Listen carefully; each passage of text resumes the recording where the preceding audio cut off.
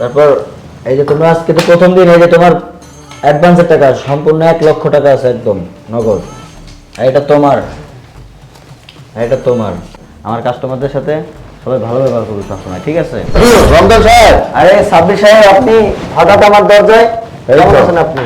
ভালো আছেন? এই ভালো আর থাকি কিভাবে, এখন ভালো আছি। আরে কি ব্যাপার, নয়া নয়া মাল আসতেছে আজকে? আসলে ভাই ব্যবসা বাণিজ্য খুব ডাউন ছিল, তার কতদিন এভাবে চলবো। আজকে সব নতুন কালেকশন আছে, দেখেন কোনটা পছন্দ হয়।